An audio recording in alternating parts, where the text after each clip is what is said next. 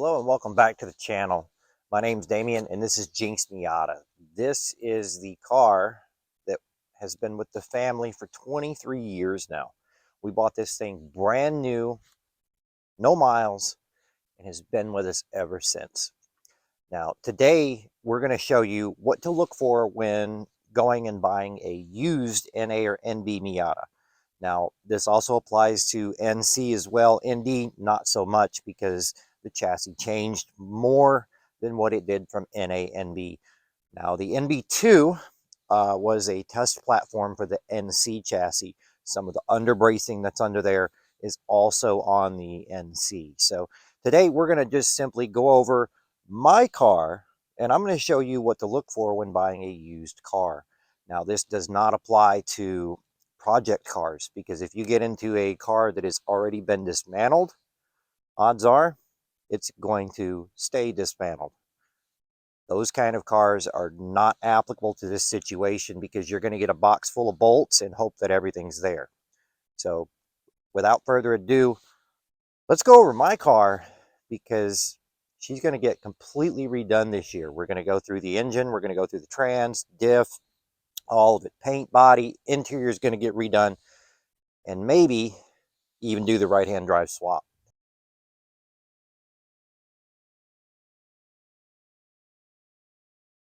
So first off, now that we're in front of the car, we're just simply going to look at the body.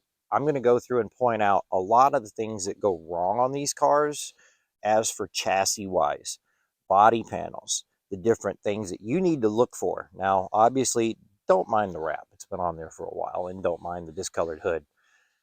Now, firstly, what I like to start with when searching for another Miata, obviously, soft top. You can see this one right here was cared for. There is a slight, it's starting to open here. And we'll go over to the other side and you can see here is a burn mark. Here's a scratch. That is a hole. And pretty much everywhere else. You can also check the rain rail. Now check down in here and make sure that there's no debris in there. And I'll show you how to check for that later. But as for now, this looks pretty good. Not bad for a 7-year-old top. Next, we also want to check our body gaps. This gap obviously is good. This one is good. It's the same as the other side. Also, you can check your door gap. Now, this right here does seem a little off. Even though this car has never been any wrecks, you can always check and see just exactly how bad these gaps are. Now, this bumper has been off. This bumper is going to be replaced, so I'm not worried about that. So that is something, number one. Number two, rust. Rust likes to form down in here on this. And then it also likes to form behind here, usually right here. Now, on this car, we cannot see, but if you get it up in the air, you can look in the back and see whether or not. You can also check your rail here. Let me get in here. You can also check your rail right there, and you can see, has the car been off-road? Because if this lip right here is dented or bashed in, that's when you know the car has had an off-road excursion or somebody just didn't know what they were doing when they were jacking it up. That right there is mostly everything you need to look for on the body. I mean, obviously paint, has the car been repainted? Yes or no. You can usually tell because there's going to be some overspray here in the door all the way through. And then you're also going to have overspray all over the seals. So be careful and check for that. You'll see it mostly down in here. And if you're looking, you can get in back here and see just exactly if there's any rust, because right here is the start of the fender. I see a rock, but you can usually look down in there and see.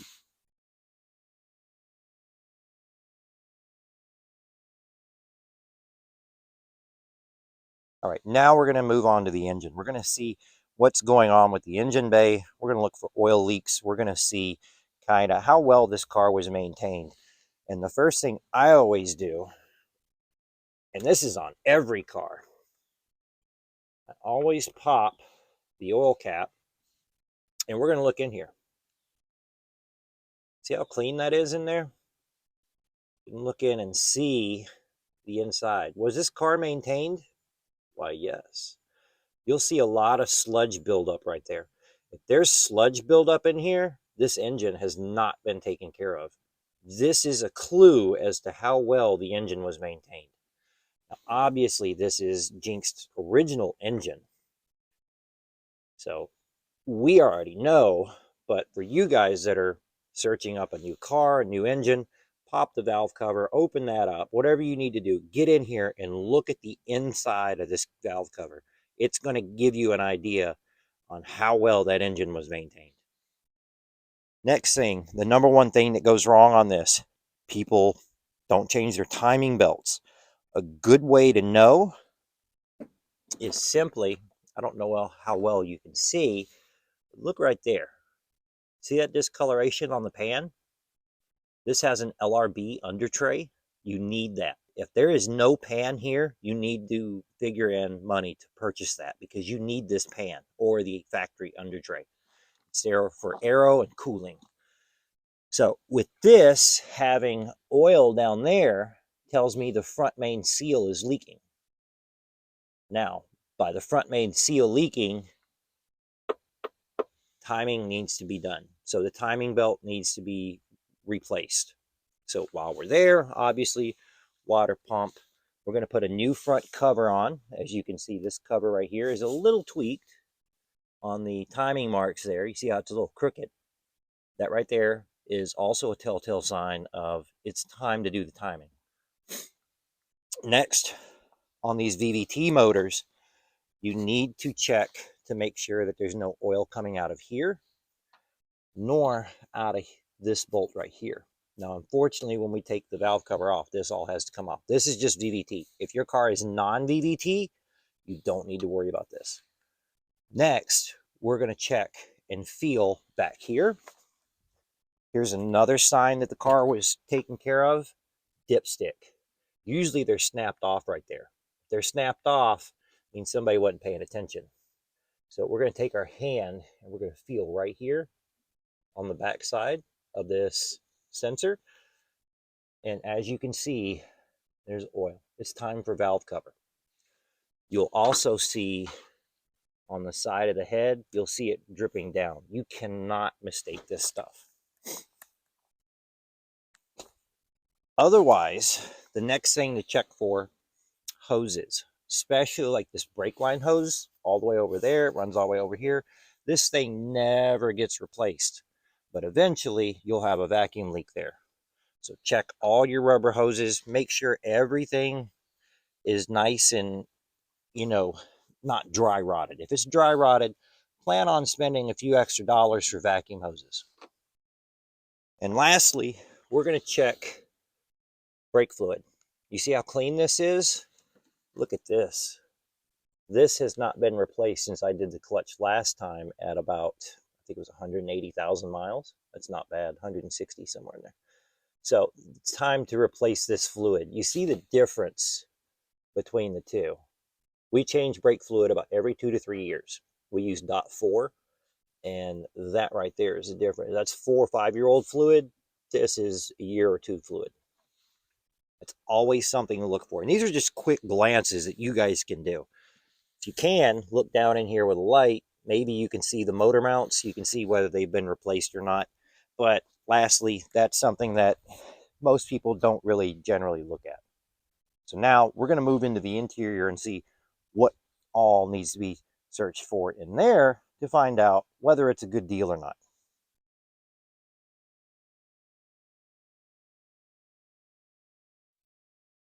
So the first place I always like to start at, let's find out how well the car is taken care of. Right there. You see the hole in the center? That's for water to drain down to the bottom of the car and out. If that is nasty and dirty, this car has not been cleaned and has not been covered when it's been outside. This is literally huge to having water in your back floorboard. Water will simply come all the way down and then back in here behind the seat.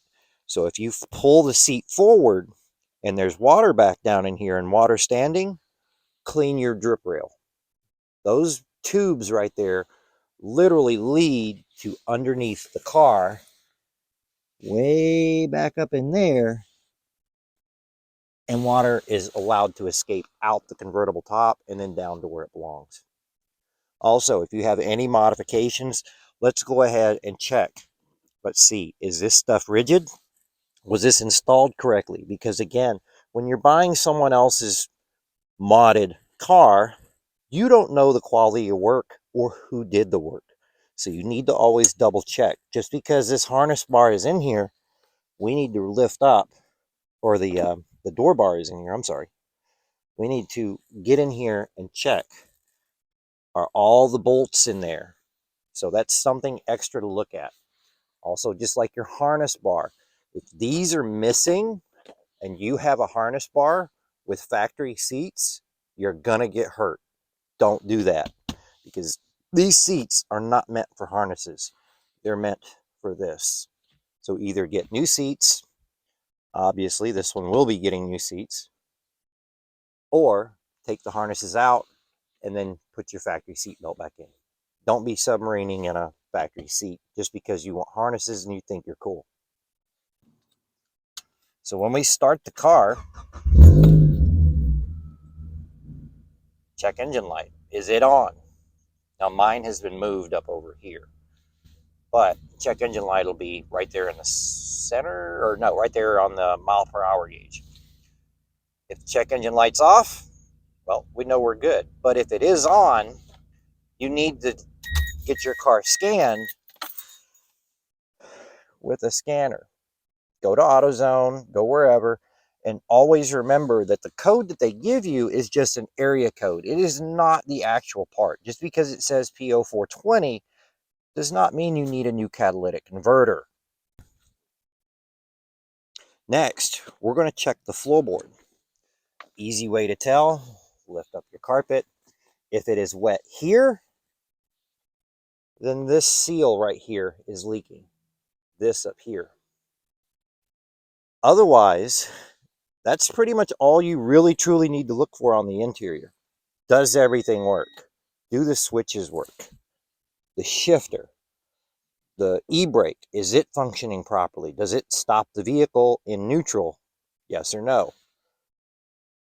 Otherwise, this car is still in pretty good shape.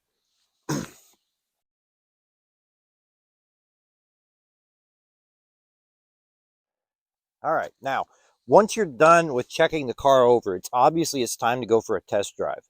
While you're out on your test drive, we're going to check for multiple things. Clutch play. How much play is in the pedal before the clutch engages and disengages? The gear shift. That is another big component that most people just overlook.